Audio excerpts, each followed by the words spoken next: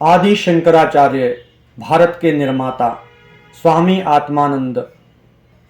भारत की विशिष्टता यह है कि जब भी उसके राष्ट्र शरीर के किसी अंग में समन्वय भावना का रक्त संचार अवरुद्ध हो जाता है और विभेदकता एवं अलगाव के गत्य अवरोध पक्षाघात की सृष्टि करने लगते हैं, तभी उसकी प्राण शक्ति में एक अद्भुत स्फुरना होती है। यह स्फुरना एक महान आध्यात्मिक मनीषी, लोक संग्रही महापुरुष अथवा युगांतरकारी आचार्य के रूप में प्रकट होती है। ये महामानव अपने जीवन और कार्य के माध्यम से पृथकता के गतिरोधों को दूर करते हैं तथा राष्ट्र की शिराओं में पुनः सामासिकता के नए जीवन रक्त का संचार करते हैं।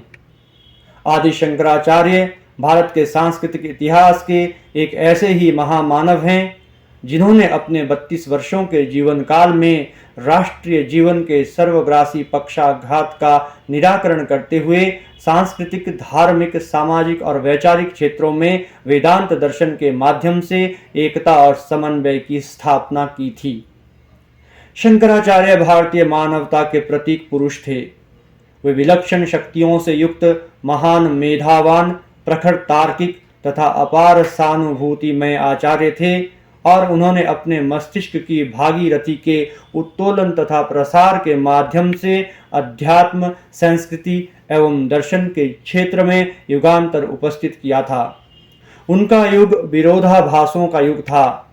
वैचारिक क्षितिज पर जहाँ कर्मकांडी मीमांसक अनेकानेक क्रिया अनुष्ठानों के माध्यम से असंख्य देवी देवताओं की उपासना करते हुए धन, संतति, स्वास्थ्य तथा यह लौकिक एवं पारलौकिक सुखों की प्राप्ति में लगे हुए थे, वहीं तितिक्षा मार्गी देह दंडन के द्वारा आत्मज्ञान की प्राप्ति का प्रयास कर रहे थे।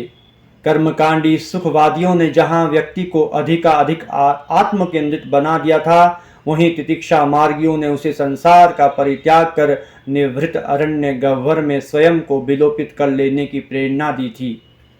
राजनीतिक दृष्टि से भी भारत अनेकानेक रियासतों और रजवाड़ों में विभक्त हो गया था। ऐसे सर्वग्रासी विशृंखलता के युग में आदि शंकराचार्य का अवतरण हुआ।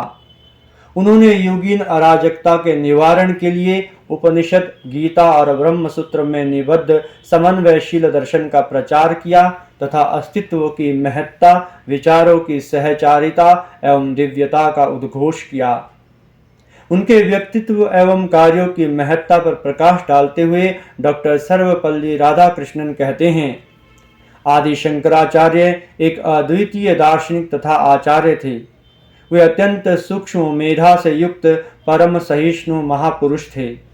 शंकर ने हमें सत्य से प्रेम करने की, विचार का सम्मान करने की तथा जीवन के उद्देश्य का साक्षात्कार करने की सीख दी। उन्होंने पुरातन अंधविश्वासों को नष्ट तो किया, पर उन पर तीव्र प्रहार करके नहीं, बल्कि उससे भी अधिक संगत तथा अपेक्षाकृत अधिक आध्यात्मिक विश्वास का प्रतिपादन करके।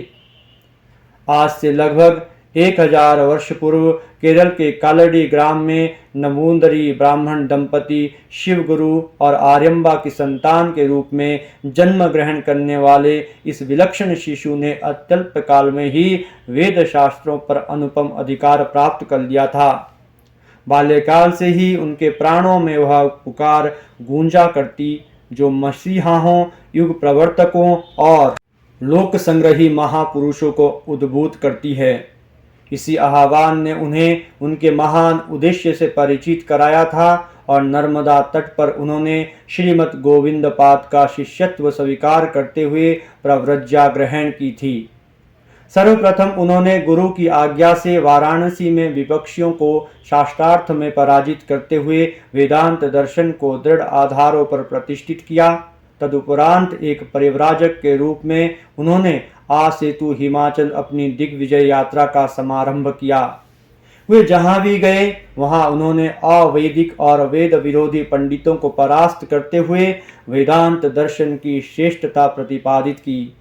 उनकी यात्रा भारत की सांस्कृतिक एवं आध्यात्मिक एकता की विजय यात्रा थी। वह एक ऐसा महायज्ञ था जिसमें भारत के विभिन्न वैचारिक भेदों की आहुति के माध्यम से वेदांत के समन्वयशील दर्शन की प्राण प्रतिष्ठा संपन्न हुई थी। वेदों को कर्मकांड और ज्ञान कांड में विभाजित किया गया है। आचार्य शंकर ज्ञान कांड को श्रेष्ठ समझते थे, क्योंकि कर्मकांड यह लौकिक और पारलौकिक सुखों पर आधारित होने के कारण मात्र धर्म से संबंधित होता है। कर्म से मोक्ष की उपलब्धि नहीं हो सकती। वस्तुतः ज्ञान से ही ब्रह्म ज्ञान संभव होता है तथा यही मानव जीवन का परम लक्ष्य है। जीवात्मा अज्ञान के कारण नाना रूपात्मक जगत की वस्तुओं को सत्य समझता है। यही द्वैत भ्रांति है, जिसका निराकरण ब्रह्म ज्ञान के लिए आवश्यक है। शंकर सर्वोपरि ब्रह्म की ही सत्ता स्वीकार करते हैं, जो सत्य चित्त और आनंद स्वरूप है। संसार ब्रह्म का विकास नहीं है, बल्कि यह एक विवर्त मात्र है। संसार की प्रतीति माया के कारण होती है। यद्यपि माया अनादि है, पर वह नष्ट की जा सकती है।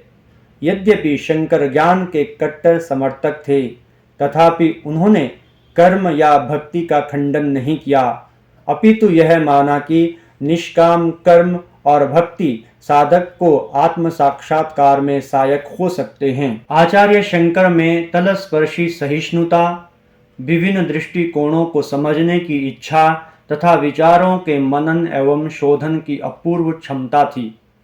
उनकी विवेचना प्रणाली अपूर्व थी तथा इसी के माध्यम से उन्होंने बहु प्रचलित विरोधी विचारधाराओं का वेदांत दर्शन के अंतर्गत समायोजन किया था। प्रत्येक विचारधारा की विशिष्टता को अक्षतः रखते हुए उनको समन्वित करना उनकी विचक्षण मेधा का परिचायक है। इसीलिए उन्हें क्षणमत स्थापन आचार्य कहा गया है। उनके ब्रह्मसूत्र भाष्य के आंग्ल रूपांतरकार डॉक्टर थीवाट ने लिखा है, शंकर ने विभिन्न दर्शनों के विरोधों का सहज ही परिज्ञान कर लिया था, इसीलिए उन्होंने अपने दर्शन में ऐसा विरोध नहीं आने दिया। उनका दर्शन अन्य मतों की अपेक्षा अधिक नमनीय तथा समन्वयशील ही नहीं था, प्रत्युत उसके मूलाधार दूसरों की अपेक्षा उपनिषद की मान्यताओं के अधिक समीप थे। समस्त उपनिषदों को एक समग्र विरोधहीन दर्शन की परिधि में बांधना एक अत्यंत कठिन कार्य था, किंतु शंकर ने अपनी अद्भुत मेधा से इसे संपन्न कर दिखाया। आदि शंकराचार्य के कृतित्व के स्पष्ट रूप से 4 आयाम दिखाई देते हैं। प्रथमतः उन्होंने ब्रह्मसूत्र, 12 प्रमुख उपनिषद, गीता एवं विष्णु सहस्र नाम का भाष्य लिखा। द्वितीयतः उन्होंने वेदांत दर्शन की स्थापना की। तृतीयतः उन्होंने काव्यात्मक पदों के द्वारा वेदांत की शिक्षा दी। और चतुर्थतः शिव, शक्ति तथा विष्णु के प्रति भक्ति भावापन्न गीतों एवं स्तुतियों का प्रणयन किया। अपने कृतित्व के इन 4 आयामों के माध्यम से उन्होंने समूचे भारत का नवीन बौद्धिक कल्प उपस्थित किया था। इस अपौरुष्य कार्य को संपन्न करने के कारण ही उन्हें भगवान शंकर का अवतार माना जाता है। शंकर विजय नामक ग्रंथ में लिखा है, महाशिव ने प्रशांति के माध्यम से आध्यात्मिक ज्ञान प्रदान करने के लिए वटवृक्ष के नीचे दक्षिणामूर्ति का रूप धारण किया। अज्ञान के वन में भटकते हुए मनुष्यों को मुक्त करने के लिए तथा संसार की दावाग्नि से उत्तप्त लोगों का उद्धार करने के लिए प्रशांति के इस राजकुमार ने करुणा से भरकर अपने आसन का परित्याग कर दिया और वे शंकराचार्य के रूप में पृथ्वी पर विचरण करने लगे। शंकराचार्य एक ऐसे विश्व विजेता महापुरुष थे जिन्होंने अपनी चिर विकसनशील आध्यात्मिकता, नवोन्मेषी मेधा और गहन गर्भी सहानुभूति के माध्यम से भारतीय जनता की बुद्धि और हृदय पर अपने प्रेम और आध्यात्मिक आदर्शवाद के महान साम्राज्य की स्थापना की थी। तथागत बुद्ध के समान ही उन्होंने भी एक ऐसी प्रणाली का प्रयोग किया था जो एक साथ लोगों की बुद्धि और भावनाओं को प्रभावित करती हैं। यद्यपि वे महान बौद्धिक थे, पर उनके अंतराल में एक अत्यंत भावुक भक्त का चिर समर्पणशील काव्यात्मक हृदय भी धड़क रहा था। यही कारण है कि उन्होंने पांडित्यपूर्ण निगूढ़ दार्शनिक ग्रंथों की रचना करने के साथ ही आत्मोद्बोधक, भक्तिपरक गीतों एवं स्तुतियों का प्रणयन भी किया। उनके कृतित्व के इसी पक्ष पर विचार करते हुए पंडित जवाहरलाल नेहरू ने लिखा है, शंकराचार्य का कृतित्व विलक्षण है। सारा देश शंकर के ग्रंथों, भाष्यों तथा युक्तियों से बौद्धिक रूप से उद्बुद्ध हो उठा है। वे केवल ब्राह्मण जाति के ही महान नेता नहीं हैं, बल्कि उन्होंने आम जनता की कल्पना को भी आकर्षित किया है। अपनी महान मेधा के द्वारा महत्तर नेता बनना तथा इसके साथ ही लक्ष्य जनता और इतिहास को प्रभावित करना एक ही व्यक्ति के लिए एक असामान्य बात है। महान सैनिक तथा विजेता प्रायः इतिहास से हटा दिए जाते हैं। या तो वे लोकप्रिय होते हैं अथवा जनता की कुत्सा के पात्र, और कभी कभी वे इतिहास को मोड़ दिया करते हैं। हमारे महान आध्यात्मिक नेताओं ने लक्ष्य जनता को प्रभावित कर उनमें नई प्रेरणा भरी है तथा यह कार्य आस्था की नींव पर संपन्न हुआ है। भावनाएं उद्बुद्ध और जागृत की गई हैं। प्रायः मन और बुद्धि पर डाले गए प्रभाव नहीं टिकते। बहुधा लोग विचार से काम नहीं लेते और वे अपनी भावनाओं के अनुरूप सोचते और कार्य करते हैं। शंकर ने जनता के मन, बुद्धि और युक्ति को प्रभावित किया है। यह किसी पुरानी किताब में दबा अंधविश्वास नहीं है। यह भी अप्रासंगिक है कि उनकी युक्ति सही थी या गलत। धार्मिक समस्याओं के समाधान की उनकी दृष्टि अत्यंत प्रभावी थी तथा उन्होंने इसी प्रणाली से अपूर्व सफलता प्राप्त की थी। अल्पकाल में ही उन्होंने पूरे भारत में जो महान सफलता पाई थी, उससे यह स्पष्ट हो जाता है कि सांस्कृतिक और वैचारिक तरंगे कितनी क्षिप्र गति से देश के एक कोने से दूसरे कोने तक फैल जाती हैं। आचार्य शंकराचार्य जीवन भर अक्लांत भाव से वेदांत के महान दर्शन को प्रचारित करते रहे। उन्हीं के प्रयासों के फलस्वरूप हम आज हिंदू संस्कृति एवं हिंदू धर्म के एकान्वित स्वरूप का दर्शन कर रहे हैं। दिनकर ने ठीक ही लिखा है, शंकराचार्य का सबसे बड़ा महत्व यह है कि उन्होंने हिंदुत्व को पौराणिक धर्म से मोड़कर उपनिषदों की ओर उन्मुख कर दिया। उन्होंने अपने सारे ग्रंथ इस भाव से लिखे कि मनुष्य को ब्रह्म का सानिध्य प्राप्त करने का मार्ग स्पष्ट दिखाई पड़े।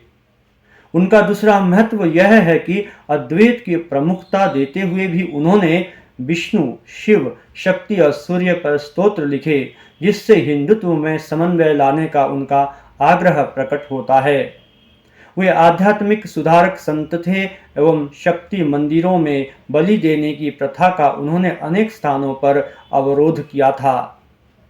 बौद्ध संघों के अनुकरण पर उन्होंने सन्यासियों के संघ स्थापित किए तथा भारत की भौगोलिक एकता को प्रत्यक्ष करने के निमित्त देश की 4 दिशाओं में उन्होंने 4 पीठ भी बसाए, जो बद्रिकाश्रम, द्वारका, जगन्नाथपुरी और श्रृंगेरी में अवस्थित हैं तथा जहां जाने की धार्मिक अभिलाषा प्रत्येक हिंदू के मन में रहती आई है।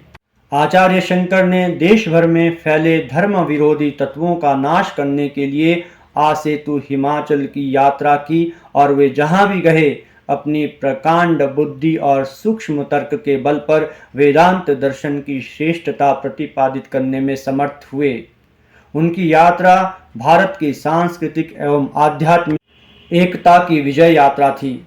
वह एक ऐसा महायज्ञ था जिसमें भारत के विभिन्न वैचारिक भेदों की आहुति के माध्यम से वेदांत के समन्वयशील दर्शन की प्राण प्रतिष्ठा हुई थी।